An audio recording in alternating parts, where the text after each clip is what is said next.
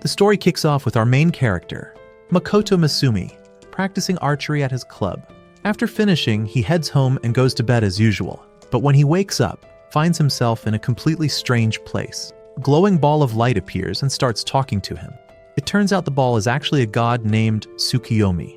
The god asks Makoto to sign some papers to agree to go to another world. Makoto is confused and doesn't understand what's happening. Tsukiyomi, surprised Makoto isn't informed, reveals his true form and introduces himself as the ruler of the Night Realm. Tsukiyomi explains that he's here to make Makoto a hero and send him to meet the goddess of a different world. He shares that Makoto's parents were originally from this other world and had made a deal with its goddess. They promised to give up something precious from their family one day. Makoto realizes if he doesn't go, one of his sisters might be chosen instead. He agrees to go, but has one request. He wants Tsukiyomi to get rid of all the adult stuff in his room. Tsukiyomi assures him it will be taken care of. Makoto thinks this must be what gods do. He signs the papers and gives Tsukiyomi a letter for his family. Tsukiyomi then grants Makoto some special powers before trying to send him to the other world. He warns Makoto that the goddess he's about to meet has many issues and advises him to be patient. Makoto agrees and gets transported to the new world. When he meets the goddess, she tells him that the demons and spirits in her world are causing problems and asks him to help her people. But as soon as she sees Makoto, she's horrified by his appearance and suddenly wants nothing to do with him. She tells him to leave and that she has found other heroes who are better suited. She offers him a place to live on the edge of her world, but says she won't give him any powers. Instead, she'll only give him the ability to understand every language, except the ones humans speak. She warns him not to mix with her people, and then drops him into the world. As Makoto falls from the sky, Tsukiyomi catches him just in time. Tsukiyomi remarks that he didn't expect the goddess to be so harsh, and that falling from this height shouldn't kill him. He explains that Makoto's world was tough and lacked divine protection, so his magic and body were under a lot of strain. After getting rid of that heavy burden, Tsukiyomi should have become super strong in this new world. But he's still not invincible. Body starts to glitch out, and he explains that talking like this has drained a lot of his power. Because of this, he's going to be in a deep sleep for hundreds of years. He tells Makoto that he doesn't need to be a hero anymore, since the goddess has taken away that role from him. He says Makoto is free to do as he pleases in this world. Then, Tsukiyomi vanishes, and Makoto collapses to the ground. Makoto keeps walking for days, hoping to find a city, but he finds nothing. He wonders if he's able to survive without food or water because he's so powerful. After a few more hours, he hears a girl's voice crying for help. He follows the sound and sees a pig-like girl being attacked by a monster. Makoto fights the monster and defeats it with a single powerful kick. The pig girl, terrified, tries to run away, but Makoto stops her and introduces himself. The girl is shocked that a human is talking to her, which surprises Makoto too, but he decides to let it go. He tells her he's a nice guy, and since he's so strong, she has no choice but to listen. Makoto explains that he's lost and asks if there are any human villages nearby. Girl tells him there aren't any. This place is called the Wasteland, at the edge of the world. Makoto figures that the goddess might be behind this. The girl introduces herself as Emma, a Highland orc. She explains that her village is not nearby and that she was on her way to the Divine Mountain to offer herself as a sacrifice to the mighty dragon, Shin. She says her village has been covered in a mysterious fog for years, and their crops have stopped growing. To lift the fog, sacrifices must be made, and it's her turn now. She tells Makoto there's a tavern ahead where he can rest and tries to leave. Makoto thinks he'd like to help Emma, as she seems kind, but if he saves her, she might become his first heroine. The scene shifts to the tavern, where Makoto and Emma are together. Makoto notices Emma using magic and is amazed. He asks her to teach him how to use it. Emma agrees and shows him a fire spell called Brid. She explains that the magic's incantation is very important. Makoto practices and manages to cast the spell on his first try. When he uses it on a target, Emma is stunned by the spell's power. Emma is curious about Makoto's level, so she pulls out a scroll to check. Everyone crowds around to see, and they're surprised to find out he's only a level 1. Disappointed, they watch as Emma decides to teach him a few more spells. The next morning, Emma discovers that Makoto has taken all the gear and spell lists she gave him. To show his appreciation, he sets off to face the Shin. He heads to Divine Mountain, thinking about negotiating with the Shin, but also practices his magic just in case he needs to fight. He realizes he can cast spells without saying the incantations if he really feels the magic. He turns his fire spell into a bow and shoots at a distant gate, but the spell is so strong it causes a huge explosion. Makoto checks the blast site and finds a bunch of dead monsters. One dying monster reveals they were using Shin's name to scare the orcs. But now, because Makoto has wrecked their home, the Shin's anger is about to be unleashed. The monster dies, and thick fog rolls in. From the mist, a dragon emerges and attacks Makoto, but he dodges every strike.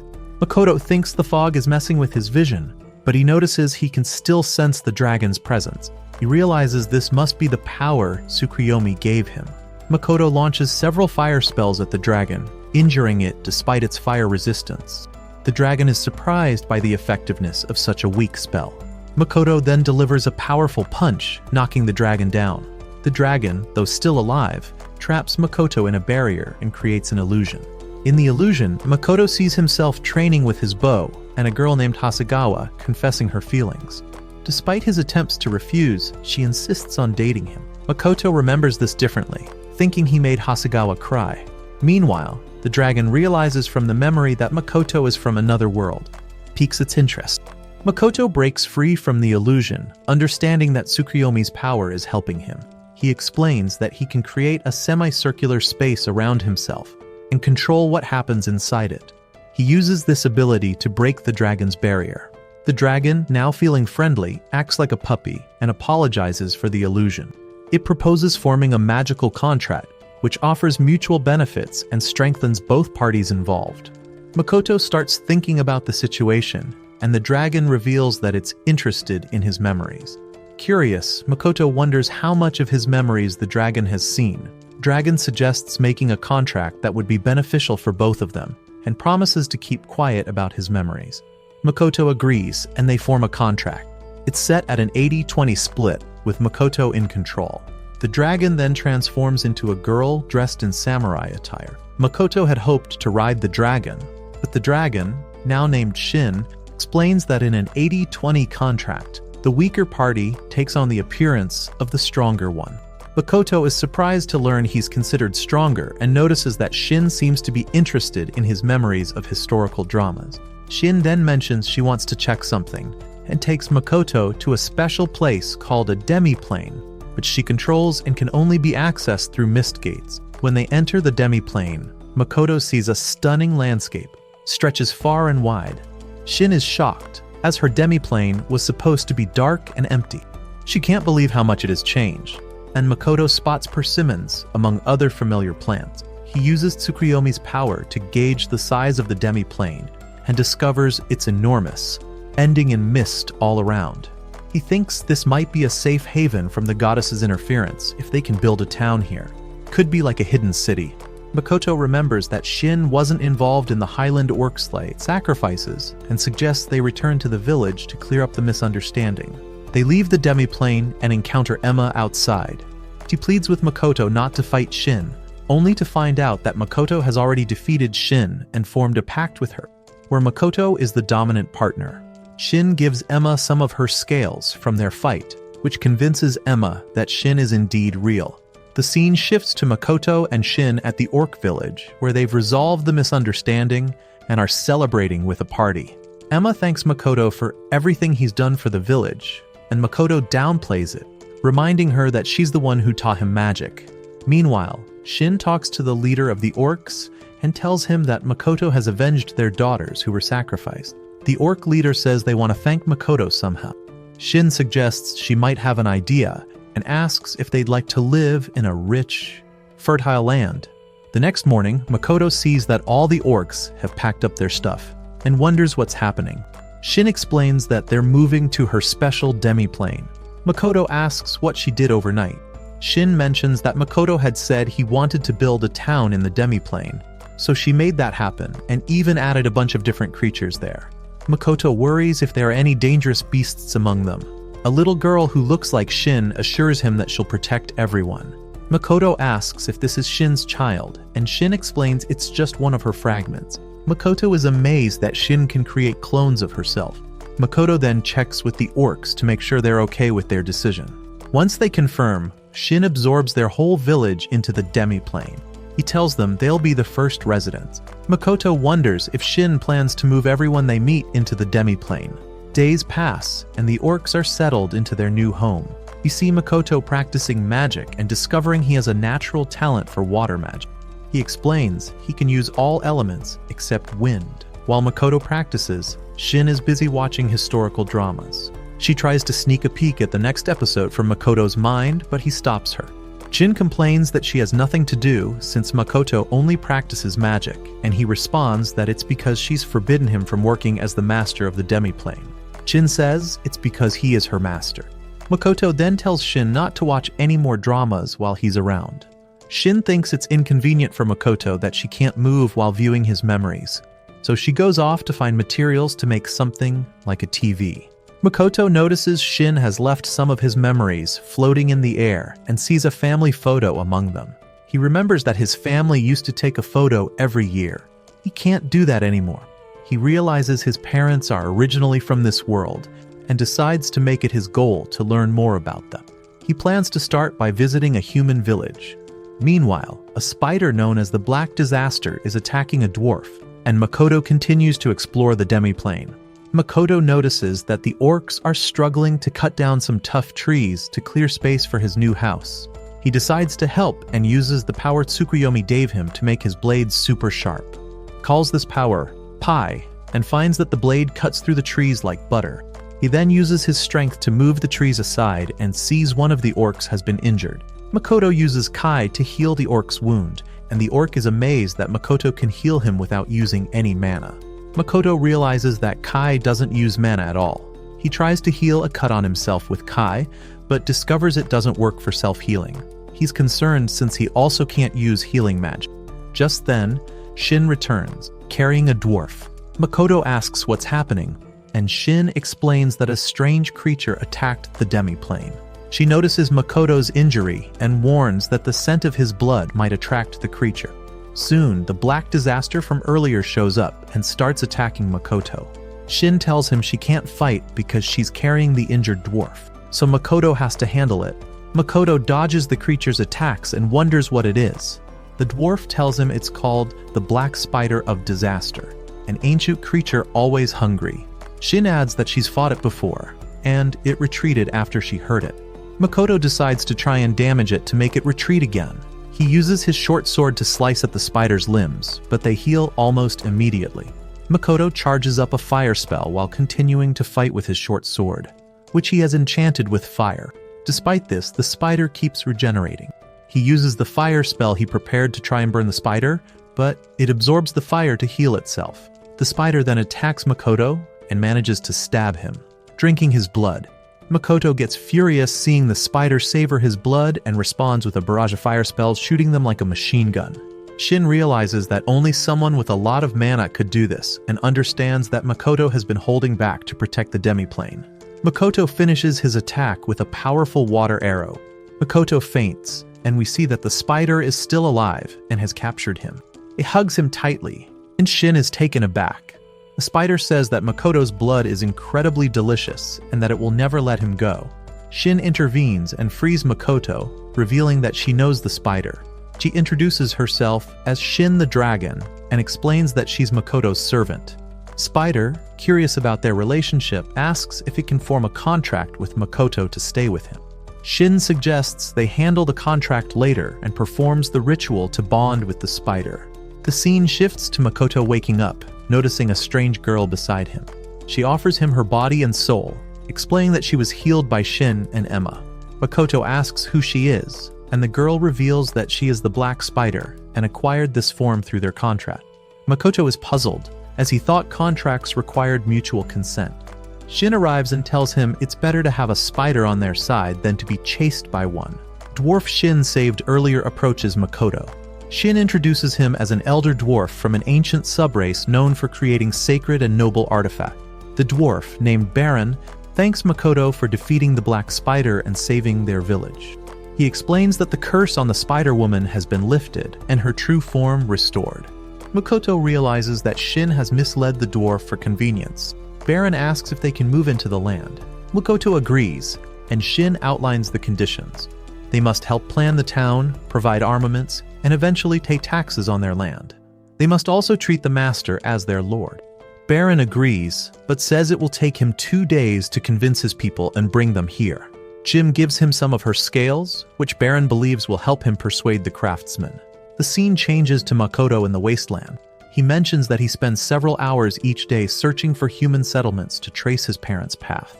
He spots a human village and tries to approach, but Shin stops him, saying she has an important request. Makoto returns to the demi-plane, where Shin asks him to name them both. Shin explains that without names, the people in the demi-plane don't know what to call each other, which makes Makoto think it's a trivial issue. He decides to name Shin Tomowa and the Black Spider Mio. Both are pleased with their new names. The scene shifts to them announcing their names to everyone in the demi-plane. They also need to decide what to call Makoto from now on, and after a vote, they choose Young Master. Mio mentions that new species have arrived in the demi-plane.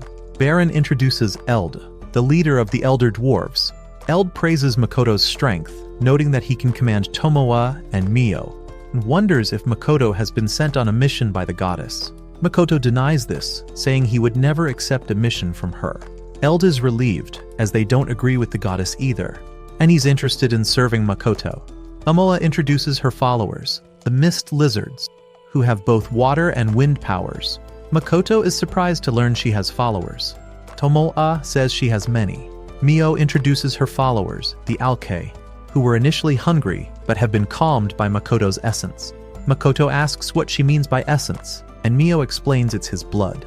Mio warns her followers not to disrespect Makoto, or she'll eat them. Makoto decides to leave them in charge and heads to the nearby human city he just found. He spots a beautiful girl and tries to speak to her.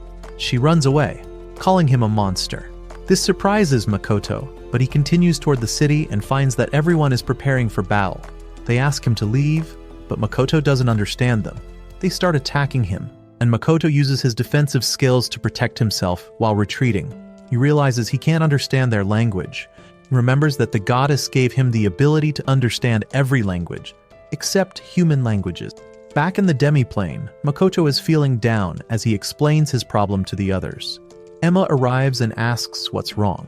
Makoto explains he can't understand the human language. Emma tells him that their language is called Common, and reveals that she, Tomowa, and Mio can speak it. Makoto realizes that his mana is causing the issue.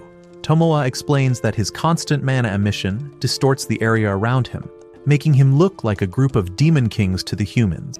Makoto thinks this is a problem, and Emma advises him to suppress his mana. Makoto tries, but finds it difficult because he has too much mana. Determined, he decides to learn Common and get equipment to control his mana. He also wants a mask to hide his face. After a week of learning to write in Common, but struggling with vocabulary, a dwarf brings him a curse ring that absorbs mana. Unfortunately, the ring breaks as soon as Makoto puts it on. The dwarf says it needs more capacity. A month later, Makoto still has trouble pronouncing Common, and his voice sounds strange. He considers using magic to communicate by writing. The dwarf returns with a new ring called Dropnir. It absorbs and compresses mana, changing color from white to red when full. Makoto finds that it works well and decides to visit the human city again, Mio and Tomowa accompanying him. He notices Mio is wearing new clothes and compliments her, making her blush. They enter the city with a cart full of fruits, claiming they're transporting them. As Makoto explores the market, he tells the guard he is the son of a wealthy merchant, which explains his presence. He observes that everyone in the city is very attractive and reflects on how unkind the world can be. They then go to a guild to register. The receptionist finds Makoto suspicious, but Mio and Tomowa explain that he was cursed during his journey, which is why he can't remove his mask or ring and can only communicate by writing. The receptionist explains how the guild works, noting that jobs are ranked by difficulty and that completing them will increase their rank. Everyone starts at E rank, and Mio realizes that they can only choose from the lowest ranked jobs. The receptionist explains that there are also special ranked jobs anyone can take. Completing a special ranked job can sometimes boost their rank, though sometimes the clients request specific adventurers by name, and while rewards are given, the ranks stay the same. The receptionist then asks Makoto if he's registered with the Merchant Guild, noting that he's the son of a merchant. Makoto is surprised to learn about the Merchant Guild and admits he lost his registration card. The receptionist informs him that reissuing it can only be done in the distant town of Sige. Makoto notices that the top adventurer in town is Mills Ace, who is SS rank and level 444. The receptionist measures Tomoe and Mio's levels. Everyone is stunned when Tomoe's level is 1320 and Mio's is 1500. Tomoe is surprised that Mio has a higher level and feels a bit annoyed. The receptionist tells them they have the highest levels in the entire guild. They proceed with their registration. Momoa asks who the next highest ranked adventurer is, and the receptionist names Sophia Bolga, who has a level of 920 and is triple S rank. Sophia has also defeated a greater dragon named Lancer. Makoto measures his level, but finds it still 1, disappointing everyone in the guild. Later, the group rents a room at an inn. Tomoa comments on the high prices in the city. Makoto agrees, noting that even a single drink costs several copper coins, and food and materials are also expensive. Tomoe is excited about the possibility of evil lurking around due to the high prices. Makoto decides they should get some food and tells Tomoe to watch their belongings while they are out. He also mentions that they are being followed, surprising Tomoe. The scene shifts to Tomoe guarding the goods. Some thieves attempt to steal them. Meanwhile, Makoto and Mio meet a girl on their way back from a restaurant. Mio asks the girl what she wants, and she responds in a slightly threatening manner. Makoto apologizes and asks her what she's doing. The girl reveals she has a request and hugs Makoto. Crying, Makoto suggests taking her back with them, while someone watches them from a distance. The scene shifts to the inn where Makoto is with the girl, who introduces herself as Rhiannon. She explains that she was traveling with her sister, but her sister went out to find work a month ago and hasn't returned. Rhiannon also mentions that they were kicked out of their rental home, making Makoto suspicious about the town. Later, some people try to steal Makoto's cargo, but Tomoe easily deals with them. She underestimates her strength, resulting in most of the thieves being killed. She manages to capture one thief and brings her to Makoto. Makoto scolds Tomoe for the mess she made and says she should thank Mio for taking care of the bodies. When Makoto discovers the captive is a woman, he continues to lecture Tomoe. Rhiannon arrives, and Makoto decides to let Tomoe off the hook. He explains the situation to Tomoe, and Rhiannon notices that while Makoto is speaking, it sounds like gibberish to her. Makoto writes a note telling her to eat some food and go to bed. Rhiannon shows him a picture of her sister before leaving, which makes Makoto's expression turn serious. Later, Mio returns to the room and sees Makoto examining the memories of the captured thief. Makoto seems more serious than usual. He reveals that the thieves had visited the guild earlier and are connected to Rhiannon. From the thief's memories, Makoto has pinpointed where Rhiannon's sister might be. He asks Mio and Tomoe to go find her immediately. Mio thinks they should take their time since Rhiannon's sister might not be alive, but Makoto insists they hurry. Seeing his serious demeanor, they agree to search right away. Makoto realizes he would lose his composure if he searched himself. It turns out Rhiannon's sister looks a lot like Hasegawa, which explains Makoto's serious look.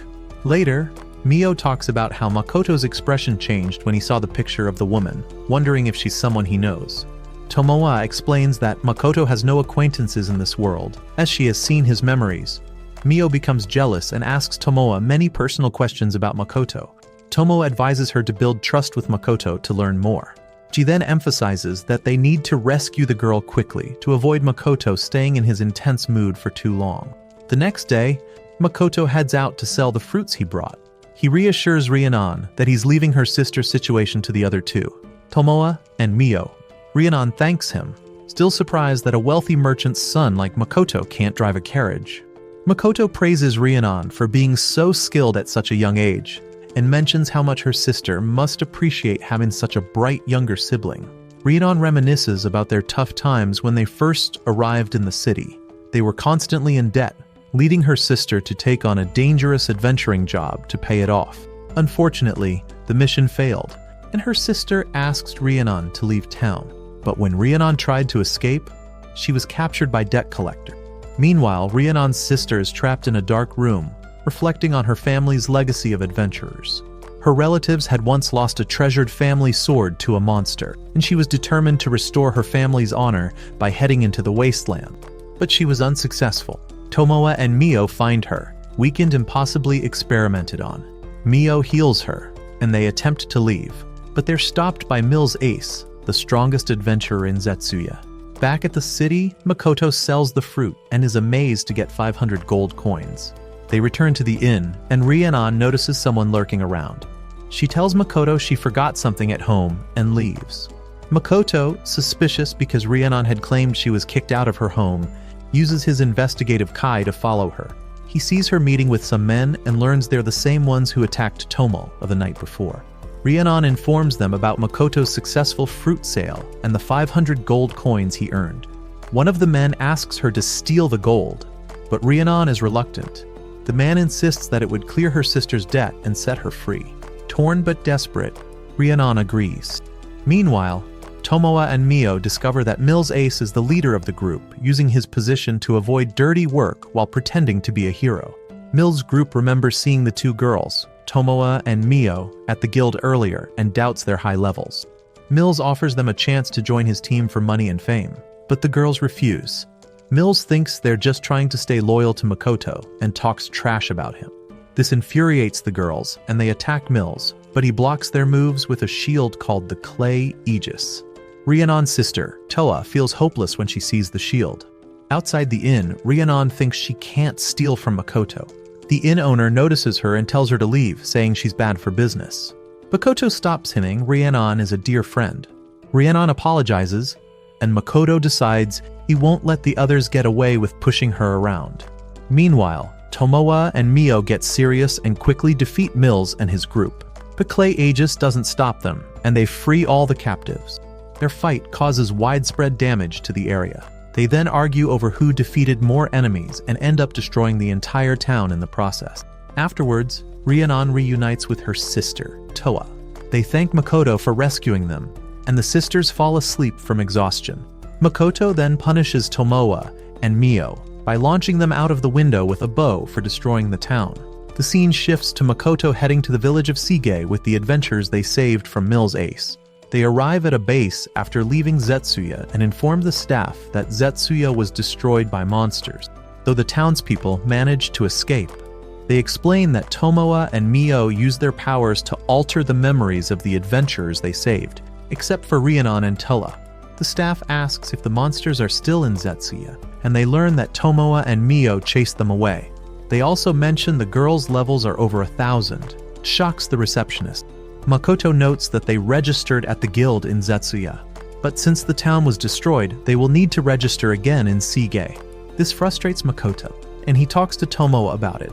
Makoto mentions that the recent fuss was because Tomoa had a strength contest with Mio, and he suspects Tomoa was bothered by Mio's higher level. He tells her about knight errantry, explaining that samurai used to wander harsh lands to improve their skills. Tomoa, intrigued, asks Makoto for permission to go on knight errantry to boost her level. Makoto agrees, and she sets off. With Tomoa away, Mio hopes to have more of Makoto's attention, but he continues traveling with the other adventurers. During their journey, they encounter some red bees. Mio easily takes care of them, impressing the others with her strength. Makoto suggests they move on, but Toa says they should collect materials from the monsters they've defeated as they're valuable. Makoto agrees, and they gather the materials before continuing their journey, fighting and defeating more monsters with Mio's help. As they near Sige, Toa notes they've collected a lot of materials and asks if Makoto has thought about offering transportation services through his company. Makoto explains that's the name he chose for his company. They then come across rare monsters called Ruby Eyes. Makoto tells Mio to handle them. The other adventurers ask her not to destroy the valuable parts. Mio suggests Makoto handle it, as it would be a hassle for her. Makoto agrees, and Toa informs him that the Ruby Eyes' weak spot is their abdomen, but it's hard to hit. Makoto uses his bow to shoot the Ruby Eyes in their abdomens, surprising everyone since he's only level 1. The elf with them wonders if Makoto's bow has a special aiming feat. They gather 12 Ruby Eyes and head to Sige.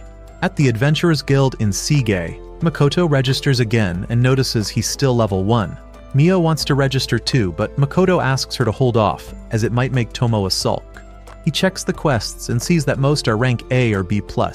He spots a special rank quest from the Rembrandt Trading Company looking for Ruby Eye's eyes. Toa arrives, and Makoto suggests they divide up the monster parts they've collected. He takes the eyes of the Ruby Eyes monster for himself and lets the others distribute the rest.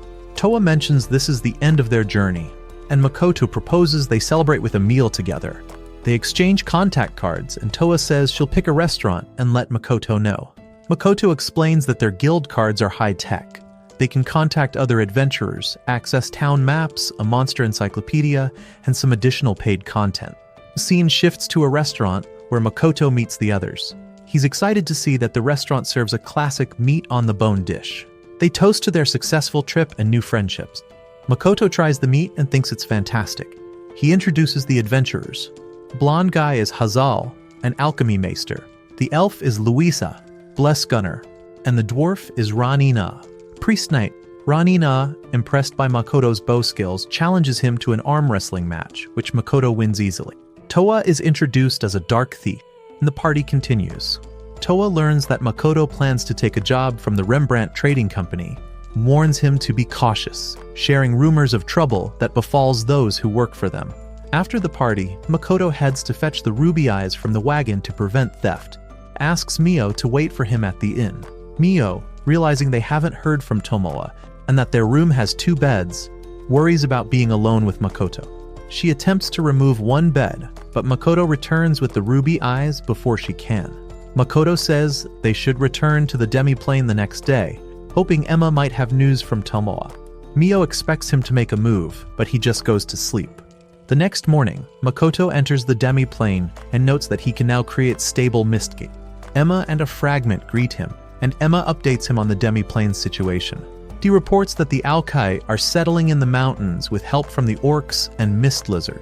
The dwarves are busy with construction and repairs, working hard to create new equipment for Makoto to test. The mist lizards are clearing farmland and guarding the village, while the orcs are building a big residence for Makoto. When Makoto sees the large house being built, Fragment explains that it will be used for meetings, so it needs to be spacious. Emma adds that they're using Makoto's memories as a reference for the design. Makoto explains that Tomoa saved some of his memories for later viewing. Makoto asks Emma if she has heard from Tomoa. She hasn't, and Fragment hasn't either. Eld then arrives and invites Makoto to see something in the workshop. There, Eld shows him some armor, but Makoto isn't impressed. He thinks it would look odd for a merchant to wear full-plate armor. He spots a jacket with matching pants and learns that it was made by Rugui, creator of Dropner. Rugui explains that the gear absorbs specified amounts of mana, providing both physical and magical defense. Makoto tries on the jacket and follows Rugui's instructions to swap the inner red lining with the outer blue one. Rugui explains that the red lining prioritizes mobility over defense. Makoto likes the jacket, but it tears apart as it has reached its mana absorption limit. Rugui promises to make a better one. Later, Makoto discovers that the Alke can now transform into human forms thanks to Mio's training. The scene then shifts to the Rembrandt Trading Company, where Makoto meets the owner, Patrick Rembrandt. In the guild, an adventurer asks about the person who took a job from Rembrandt Trading Company and leaves after getting the details. At the trading company, Patrick asks Makoto how long he's been in the city. Makoto replies that he arrived only yesterday. Patrick assumes Makoto is trying to curry favor for his future business, thinking that a rank E adventurer like Makoto, with a level of 1, couldn't possibly defeat the Ruby Eyes. Makoto thinks this reaction is what he expected and shows 2 Ruby Eyes to Patrick. Patrick is surprised they're real and apologizes for doubting Makoto. He explains that he needs the Ruby Eyes to produce ambrosia, a magical cure for all diseases. His wife and daughters suffer from a cursed disease caused by a witch doctor's ritual. Patrick's butler adds that the disease is level 8, and only ambrosia can cure it. Though they captured the witch doctor, he only revealed the disease level before he died. Makoto offers to help make the medicine, knowing an alchemy meister, which excites Patrick.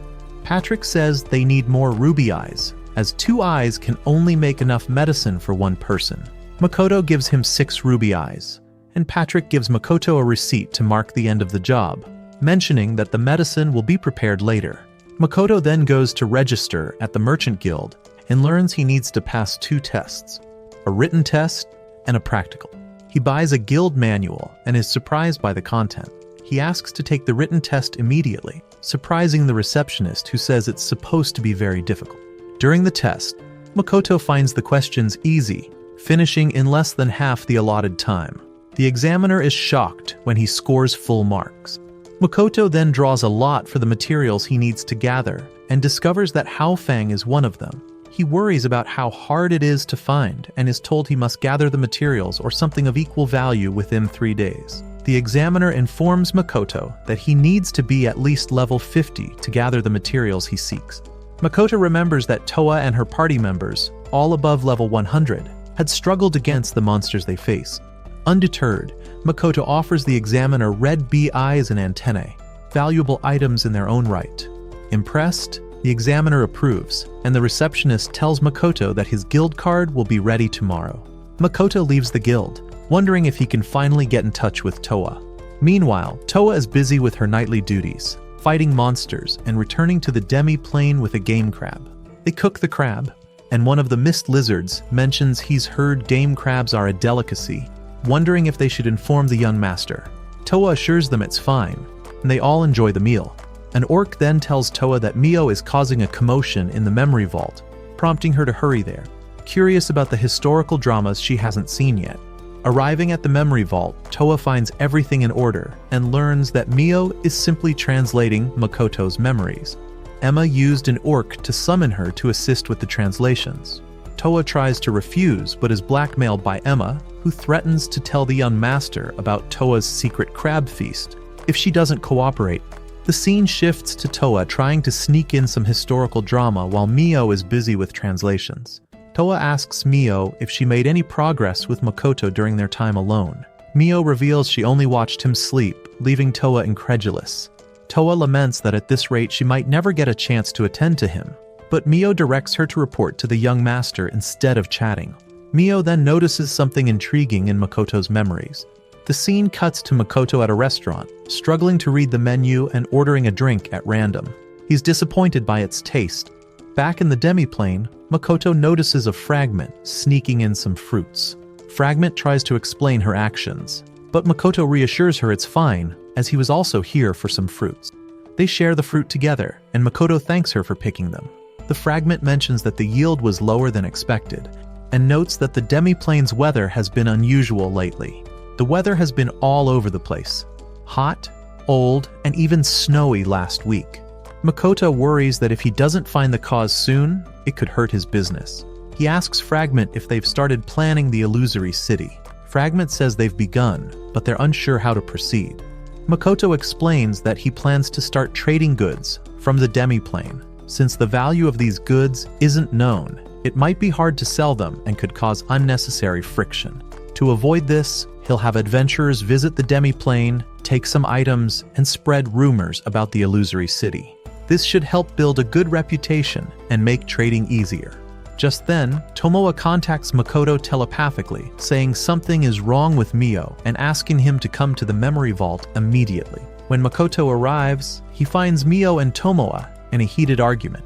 He asks one of the alkei what happened, and they explain it started when Mio saw one of Makoto's memories. Makoto is puzzled and asks them to stop fighting. Tomoa and Mio both try to blame each other, causing Makoto to get frustrated. He demands to know why Tomoa didn't contact him when she returned to the demi-plane. Mio reveals it's because Tomoa was secretly eating crab and watching historical dramas. Makoto asks Tomoa how the fight started, and Tomoa explains that Mio was treating her like an electrical appliance, watching memories one after another. Makoto wonders if Mio has also become hooked on historical dramas, but Mio shows him she actually wants to watch kids' anime. Makoto agrees to let her watch it, but warns her not to confuse it with reality since it's just for fun. Tomoa, feeling left out, says she also wants to watch historical dramas, but Makoto tells her he'll lecture her about it after she finishes her report. Later, Makoto is back at his inn in Sige. Tomoa comments that the Rembrandt Trading Company is a major and respected company. Makoto agrees, noting that the owner seems like a nice guy and wishes he could learn business skills from him. Tomoa thinks Makoto has a high opinion of him. Makoto notices that the room has only 2 beds and suggests that they let their master use one of them. The girls then ask him to choose which one he'd prefer to sleep with. Makoto decides to sleep on the chair instead. While settling in, he receives a message from Hazal, who has agreed to help with the production of ambrosia. Relieved, Makoto feels this will help him complete the job, and he soon realizes that the girls are already asleep. The next morning, Makoto meets Hazal and heads to the Rembrandt Trading Company. He notices some people watching them with a suspicious and hostile attitude, seemingly holding a grudge against Rembrandt. At the trading company, Hazal appears nervous about working for such a prestigious company. Patrick provides Hazal with the necessary equipment to produce ambrosia. Hazal finds the process surprisingly straightforward. However, Makoto observes Hazal's method and thinks it's inefficient, subtly intervening in Hazal's magic without him noticing. Hazal extracts ambrosia from the ruby eyes, and the butler explains that while ambrosia is typically made from ambrosia flowers, which are hard to obtain, they are using ruby eyes as a substitute, since they feed on these flowers. Makoto considers that obtaining rare ambrosia flowers could make them a top product for his trading company. After Hazal completes 1 dose of ambrosia, the butler takes it to Patrick. Hazal then prepares the remaining 2 doses, but the butler soon returns with troubling news. Patrick has been injured. Patrick reveals that his wife violently resisted the administration of the medicine, and the guards struggled to control her. Hazal speculates that the curse might have a built-in resistance mechanism to prevent the medicine from being given. Hearing this, Patrick loses hope, fearing that there may be no way to save his wife and daughters from the curse. Makoto offers to help by restraining Patrick's wife while he administers the medicine. Patrick tries to argue with Makoto, claiming that someone of his level shouldn't attempt such a feat, but Makoto remains determined.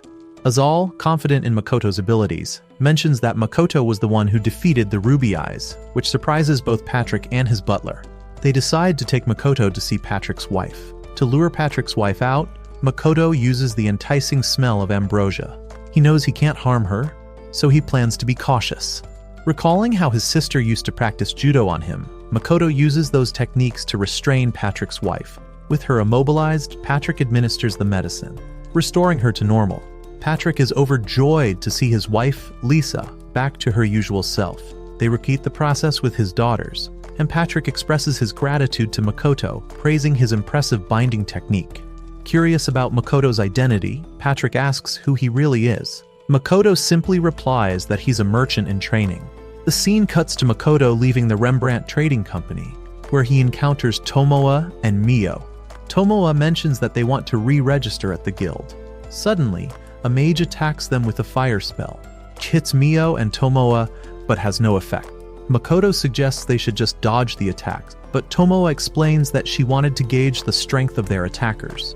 She reveals that these assassins have been tailing Makoto since he left the inn. As adventurers surround Makoto and his group, their leader, Lime Latte, demands that the girls join them. Mio, intrigued, asks what Lime is willing to offer. Lime offers 10 gold coins, and Mio decides to join them. She steps out of the fray and telepathically asks Makoto for feedback on her acting. Makoto thanks her for playing along with the plan and hopes this will prevent a repeat of their previous troubles in Zetsuya. Lime accuses Makoto and Tomoa of bringing this trouble upon themselves by getting involved with Rembrandt. Makoto instructs Tomoa to leave their attackers alive. In the ensuing battle, Tomoa single-handedly takes down all the adventurers. Only Lime and the mage remain. When Lime and the mage plead for Mio's help, she reminds them that she only agreed to stay out of the fight. The mage attempts to escape using a transportation spell. Makoto prevents him from fleeing. Tomoa easily defeats Lime. As she examines Lime's memories, she discovers he has children and decides to show him mercy. Lime apologizes, and Makoto is shocked that Lime is offering an apology after cursing Rembrandt's family so cruelly. Lime apologizes for putting the girls into a deep sleep. After talking with him, Makoto realizes that Lime didn't know the cursed disease was dangerous. He thought it would only put people to sleep. Lime explains that he learned about the curse a few months ago while at his favorite bar. An old man told him that many adventurers who angered the Rembrandt Trading Company were suffering and out of work. These adventurers, taking reckless jobs, were dying, and some from an orphanage had recently died as well. Frustrated, Lime was convinced by the old man's plan to put Rembrandt's family into a deep sleep to force him to reconsider his actions. Lime agreed to help, believing the curse wouldn't kill him. Tomoa checks Lime's memories and confirms he's telling the truth. Makoto tells Lime to go care for his friends, but Mio stops him and demands payment. Mio takes all of Lime's money, leaving him penniless. Makoto feels sorry for Lime, who was used and is now broke. Later, Lime apologizes to Rembrandt repeatedly. Eventually, Rembrandt forgives him, but restricts his future adventuring work.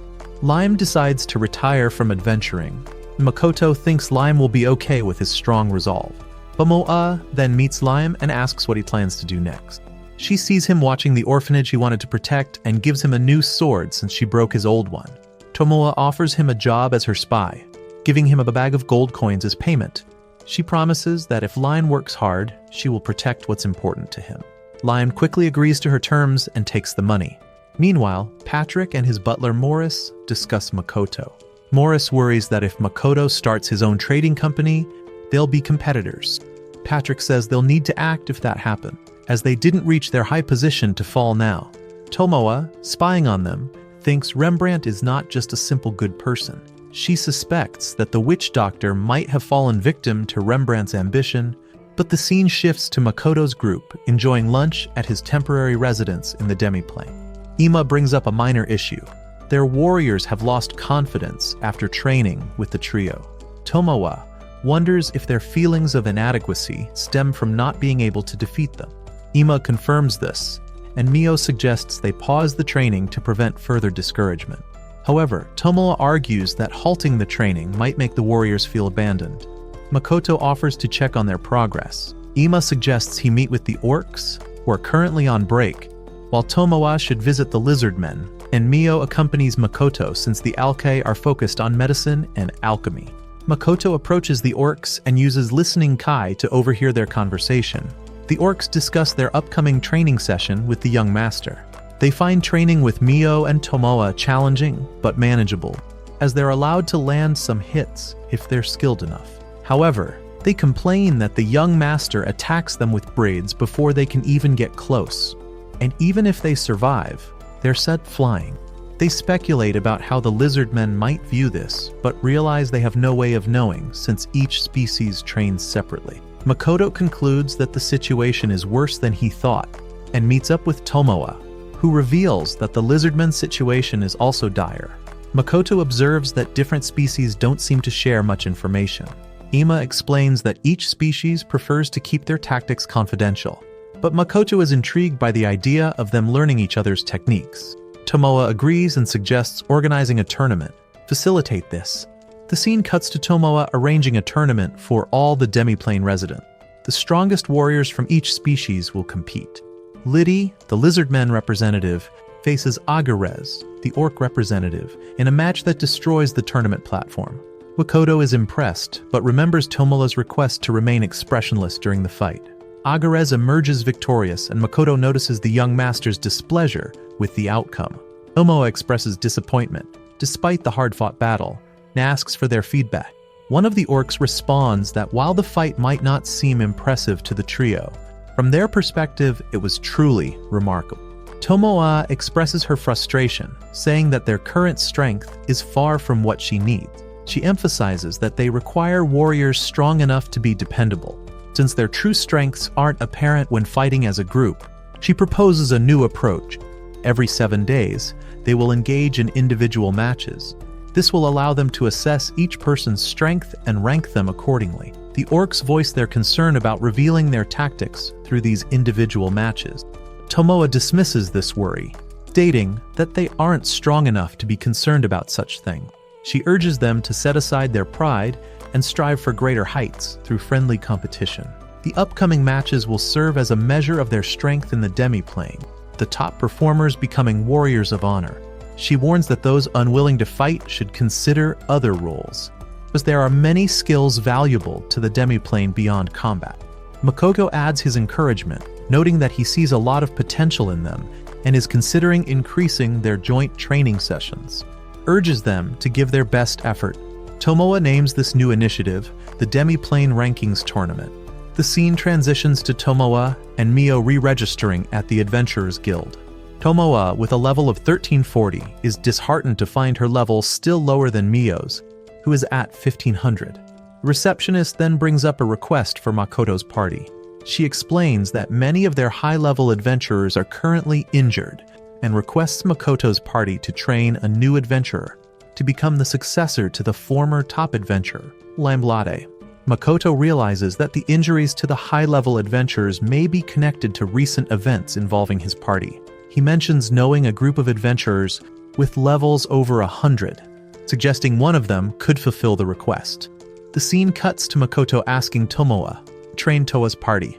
Tomoe agrees, and after Makoto departs, she reflects on how Toa must remind Makoto of someone from his old world, considering Makoto's lingering attachment to his past. Determined to prevent any further distractions for Makoto, she resolves to train Toa's party rigorously. The next scene shows Tomoe putting Toa's party through intense training exercises. Afterward, they face off against monkey-like monsters in battle, struggling to make much of an impact. Tomoe steps in and traps the monsters in a barrier. She gives them a simple strategy to handle any monster, and with this new knowledge, they manage to defeat the monkey-like monsters on their own. Tomoe tells them their next task is to clear out a den full of these monsters. She explains that they need to prove their superiority to other adventurers in Sige and show they are the best. The den contains about 100 monsters, and she gives them a night to come up with a strategy. The scene shifts to Tomoe, talking to the receptionist. She says she left Toa's party at the Shadowtail Den. The receptionist is shocked, mentioning that level 100 adventurers can barely handle one monster from that den, and the area is known as Deathwish Road. The nearby Tinarak forest is so dangerous that many adventuring parties have gone missing. Toa and her party return with monster parts, looking exhausted but triumphant. Toa says they defeated their target. Tomoe acknowledges their success, and misses how Toa's party gained recognition among the guild. Next, Makoto asks Mio to find ambrosia flowers, which he wants to use as prize products for his trading company. He believes these flowers might grow in the Tinarak forest. Mio asks what Makoto will be doing, and he replies that he'll start setting up a shop. The scene cuts to Makoto discussing this with Patrick. Makoto asks if he can rent space in Patrick's company for his shop. Patrick agrees and mentions that some space recently became available. He asks Morris to contact the person in charge. Morris, however, doubts there is any open space and wonders about a good location. Patrick questions if a shop is all Makoto needs and begins to understand why Makoto isn't opening his own shop. Makoto recalls that he told others he would need to do espionage for the kingdom to get real estate. He explained that the Merchant Guild's receptionist had secretly informed him of this when he got his guild card. Makoto mentioned that renting space in another trading company would avoid this requirement. Tomoe had noted that the Kingdom of Ion, where Sige is located, is very keen on espionage. She said rejecting this offer could hurt business, but renting space in another company was the best option. Makoto realizes this is why he came here. Patrick is likely involved in the kingdom's espionage activity. Patrick then mentions a neutral city that doesn't belong to any kingdom, suggesting it might be a good place to establish a shop. He offers to inquire with his contacts there and asks for some time to get back to Makoto. Makoto thanks him for his help and heads back to the demiplane. He anticipates a busy period preparing to launch his company. Meanwhile, in Tinarak Forest, some girls spy on adventurers from a distance. They express disdain for humans, believing their carefreeness might be due to the goddess's favor. The girls defeat the adventurers, and the shorter one inquires if the others were killed. Taller one replies they were not, but she would have if the adventurers had touched the Red Lotus Inn. The scene shifts to a party in the demiplane, celebrating the establishment of the Kuzunoha Trading Company in the outside world. Moa decides it's best to give the young masters some alone time with the demiplane residents, and departs with Mio. An alke named Akina reports their findings from Tinarak Forest to Tomoe. She provides coordinates and details about the ambrosia flowers, but explains that they didn't bring any back because of a species protecting them in the woods. Makoto considers the risks of harvesting the flowers carelessly and inquires if the alke have adapted to life in the demiplane. Ina confirms they have. She shares that Minato is exploring various subjects, including blacksmithing and alchemy. Haruna enjoys combat training, and Hokuto is engaged in construction, assisting the orcs. Atina often joins Mio on food stall visits while searching for ambrosia flowers. After delivering her report, she takes her leave. Liddy arrives next and shares that the joint training sessions have taught him new tactics. He proudly mentions he recently defeated Agarez. After Liddy departs, Baron speaks with Makoto, asking about the human town. Makoto describes it as lively, but notes that Tomoe and Mio sometimes draw attention. Baron expresses envy, saying he wishes he could experience the excitement of accompanying Makoto daily. Makoto wonders if the dwarves find the closed nature of the demiplane stifling, but Baron assures him they do not. Baron admires the bountiful land, noting the abundant mountains and rivers flowing from unknown sources. He describes it as a paradise and expresses his contentment with being there. However, his curiosity about the popular weaponry in the outside world leads him to ask Makoto about it. Makoto suggests that Baron could run the shop they are renting in Sige, mentioning that dwarven weapons are quite popular and that he's sure people would hire him to craft them. Baron is thrilled by the idea. At this moment, the orc whom Makoto had healed approaches. He mentions he has assigned the next shift to guide adventurers to the illusory city and expresses his gratitude for the opportunity to assist Makoto in any way possible. The others also express a desire to speak with the young master, and the scene shifts to Mio and Tomoe eating alone. Tomoe notices that she can no longer sense the young master's presence, and with Mio, becomes concerned upon realizing his presence has vanished from their world. They both notice his presence return and hurry to check on him. They find Makoto practicing with his bow, convinced that he has mastered controlling his power. Mio and Tomoe approach, with Mio hugging Makoto and crying tears of relief at seeing him safe. Tomoe asks how long Makoto has been training like this. Makoto reveals he's been practicing ever since he had others build a shooting range for him. Tomoe's expression darkens as she realizes this might mean Makoto has died several times during his training.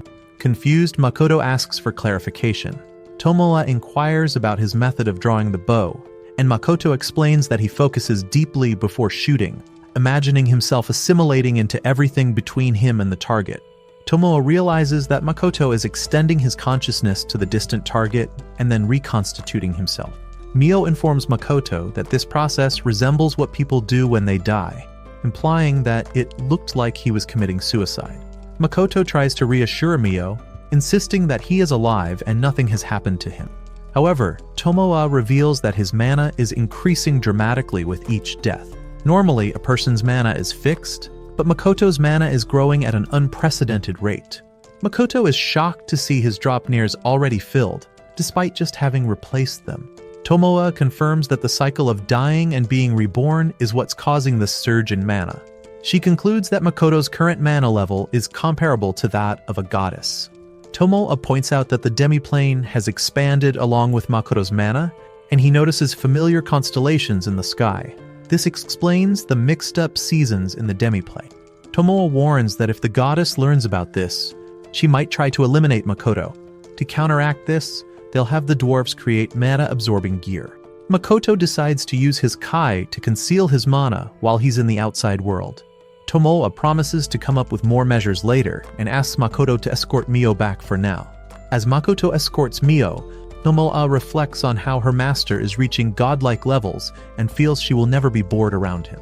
Later, Makoto returns to his inn after handling some business for setting up his shop.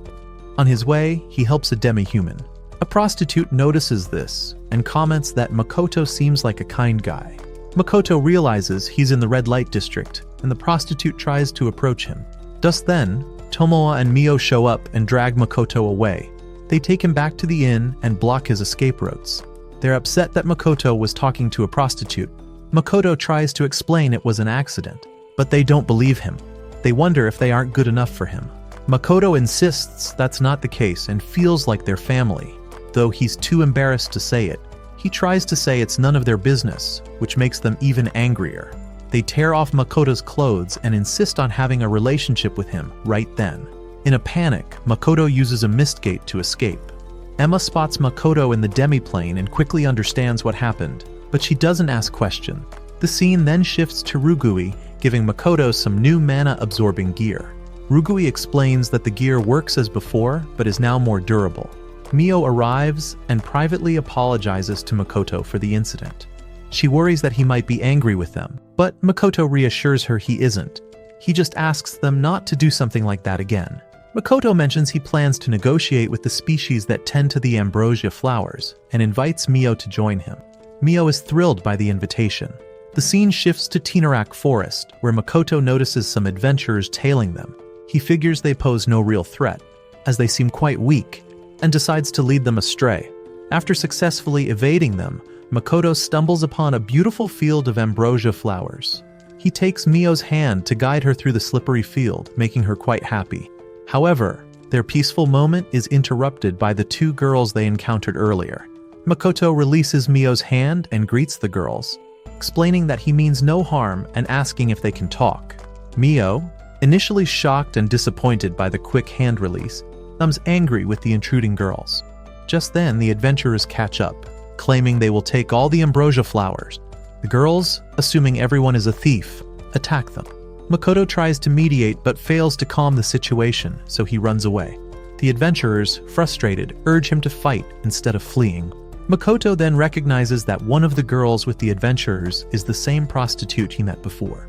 As the girls attack, Makoto defends himself and the adventurers using his defensive kai. Tomola contacts Makoto, who asks for her assistance. Initially, Tomola refuses, annoyed that Makoto left her behind for a date with Mio. However, Makoto convinces her by offering her the chance to pursue her interests in katana making and rice farming. Tomola agrees to help, instructing Makoto to create smoke around the adventurers. She plans to lead them to the illusory city and suggests using some of Makoto's blood to revive Mio from her daze. Makoto follows her instructions, sending the adventurers to the illusory city and using his blood to bring Mio back to her senses. The short girl attempts a spell, but it fails as Mio absorbs it. Makoto uses a flash to blind the attackers and destroys their weapon. He then asks Mio to tie them up. Meanwhile, the adventurers find themselves in the illusory city, where they are greeted by orcs and a fragment. Afterwards, Makoto explains to the girls that they are only there to talk and reveals his true identity as a merchant. The girls, now understanding, introduce themselves as Aqua and Eris and offer to guide Makoto and Mio to their village. It is revealed that the girls are forest ogres, and they lead Makoto and Mio to their village. Makoto notices that their entire village is surrounded by a concealment barrier. Eris explains that the barrier not only protects the village, but also the surrounding flowers. She adds that they invite all suspicious individuals to visit their village. Aqua then asks if they can be released from their bonds, stating that she will take them to meet the elders. The scene shifts to them meeting the elders. Milig Story, the representative of the forest ogres, welcomes them warmly. Makoto learns that the forest ogres manage their forest environment, unlike the elves who draw power from spirits. Milig Story's son, Adono, explains that they are considered the ancestors of the elves. The elders disagree, claiming their race is superior. Adono questions whether they plan to remain hidden even after the dragon's barrier weakened. He is skeptical of Makoto's story, but chooses to believe him for now before departing. The elders then ask Makoto and his group several questions. Aqua mentions that they will hold a feast in the evening to apologize for any earlier misunderstandings, but will first introduce them to their master. Their master, Mondo, arrives dramatically, bursting through a wall instead of using the door. He introduces himself and shakes Makoto's hand, noting its strong build. Mio, angered by Mondo holding Makoto's hand longer than she did, sends Mondo flying. Mondo, perplexed by their reactions, suspects that none of them are ordinary humans and that they will regret their encounter. Later, Makoto asks Mio to investigate Adono and Mondo. Mio first spies on Mondo and notices that he is surrounded by a powerful earth mana.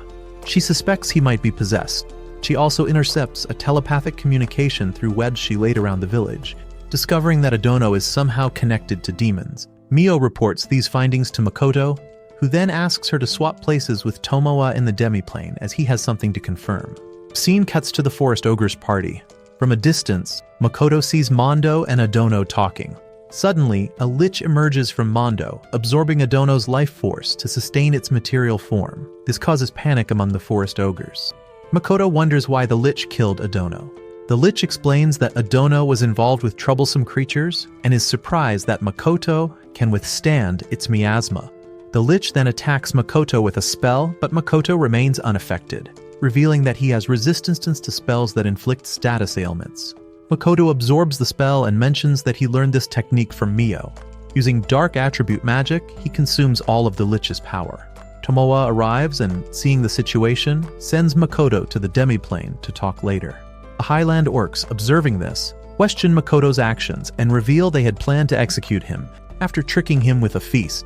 It turns out that Tomoa knows Nilgastory, a lich. Nilgastory doesn't recognize her due to her new appearance, so Tomoa reveals her true identity as the dragon who created the barrier around their village. The villagers bow to Tomoa, and she redirects their respect towards Makoto, shocking everyone as they learn that Makoto is her master. The scene shifts to Makoto questioning the lich. He asks what the lich was doing in the village.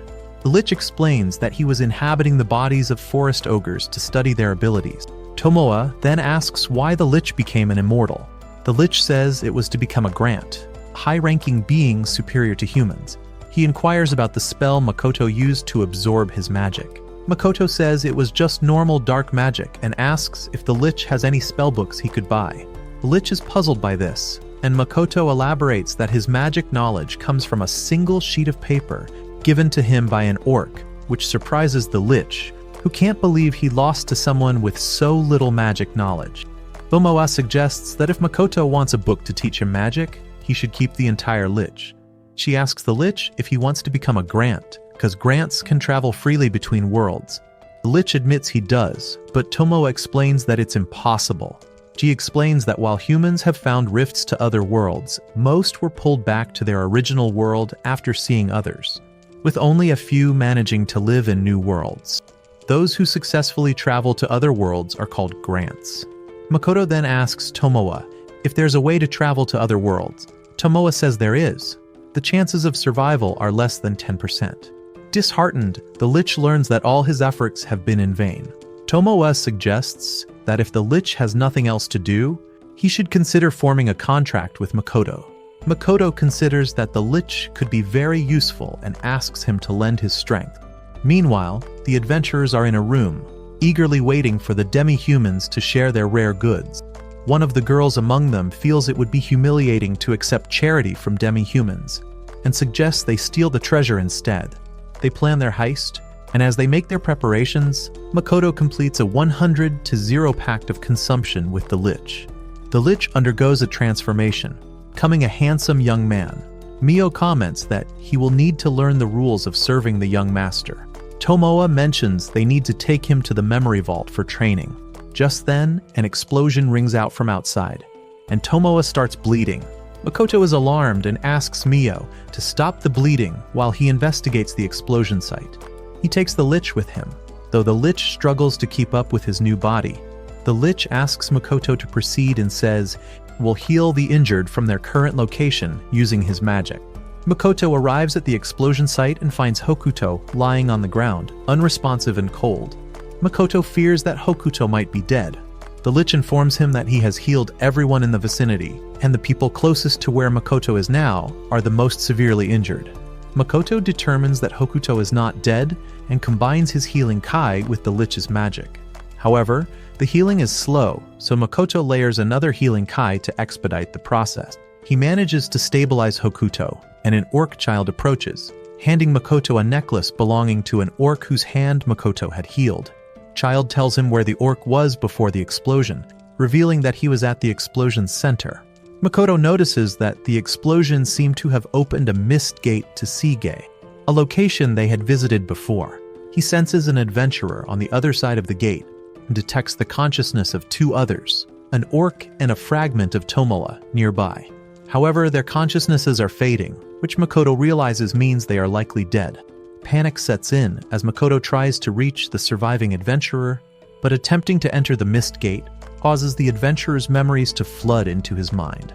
Through these memories, Makoto learns that the adventurers tried to steal from them, and during the ensuing struggle, one of Makoto's mana-absorbing gems exploded, causing the massive explosion. We see the surviving girl from the adventuring party desperately trying to flee with the stolen goods, only to find herself teleported back to Seagay. As she frantically searches for an escape, thick mist envelops her, and Makoto emerges from within, his face contorted with fury. His expression is chilling, and his tone is filled with rage as he declares that he made a grave mistake by associating with humans. He regrets not killing her party when he had the chance. The girl, confused and terrified by Makoto's demeanor, realizes from his tone and expression that he intends to kill her. She attempts to defend herself, but Makoto is relentless. He slashes her hands and kicks her down, accusing her of causing harm to the denizens of the demiplane, including the death of Tomoa's fragment and a young orc. Desperate and pleading for her life, girl begs for mercy, but Makoto silences her with a fatal cut to her throat. As she falls, Makoto is overwhelmed with guilt and sorrow. This is the first time he has deliberately taken a life, and the weight of his actions causes him to break down in tears. Next day, while holding the memorial service for the orc and Tomoa's fragment, he realizes with painful clarity how naive he had been about the true nature of this world. The scene shifts to Makoto naming the lich Shiki and asking about a troubling experience during the explosion, he had somehow seared an image into an adventurer's memory, something he believed to be Tomoa's power. He questions whether this means he has become a hybrid of dragon, human, spider, and lich due to his contract. Shiki explains that in a contract of control, no part of the servant actually enters the master. Tomoa suggests that Makoto may have used her power by coincidence, possibly due to their connection. Mio, hearing this, grows angry and confronts Tomoa, insisting that it was just a coincidence. They begin to argue fiercely, each trying to prove who has a stronger bond with Makoto. The scene then cuts to Makoto addressing some of the demiplane residents. He announces his plan to create a specialized division, which will be encircled by a wall to protect it. Makoto plans to use the entire illusory city as a cover, ensuring that only adventurers will think it's real. Emma explains that this will keep the weak and children safe from coming into contact with adventurers. Makoto asks the lizardmen to patrol the area and then checks in with Haruna about Hokuto's condition. Haruna says Hokuto is recovering well, though it's taking some time. He thanks Makoto for saving one of her kind, but Makoto insists it's not necessary, as his mistake caused the initial problem. He wants the Alkai to take turns pretending to be adventurers in the city to prevent similar incidents in the future. Next, the dwarves update Makoto on the warehouse management. They've decided to immediately dispose of waste materials and install fire-extinguishing mechanisms and shock-absorbing walls. Makoto approves these changes and asks Baron to manage the goods they plan to sell in Seagay carefully. Makoto then meets with the friend of the deceased orc. The friend mentions he has apologized to the orc's parents and insists Makoto doesn't need to apologize, as he saved their dying village. However, Makoto wants to make things right, apologizes anyway. Chiki notices Makoto deep in thought and asks him what's troubling him. Makoto shares that he's been considering the future of the demiplane and has made a decision. Later, Makoto meets Patrick at the Rembrandt Trading Company. Patrick talks about the town of Rotsgard Academy, a neutral city with various educational institutions. All kinds of knowledge come together. He shows Makoto a map of the kingdom and explains the layout. Patrick assures Makoto that there shouldn't be anything to hinder his business in Rotsgard. He offers to write a letter of recommendation for Makoto. Makoto feels that things shouldn't end on this note and admits he lied about something. Revealing his true face surprises Patrick, but he reassures Makoto that his feelings and trust remain unchanged, despite his family being affected by the cursed disease. Makoto is relieved by this and thinks it's a bit unfair of Patrick to compare him to the cursed version of his wife. The scene shifts to Makoto trying to persuade Mio and Tomo that he plans to take Shiti to Rostgard instead of them. They urge him to reconsider, but Makoto insists that while he once thought it natural for this world to be incomprehensible due to the goddess's management, he can no longer accept that explanation. He's determined to understand more about this world, which is why he wants to go to the academy in Rostgard.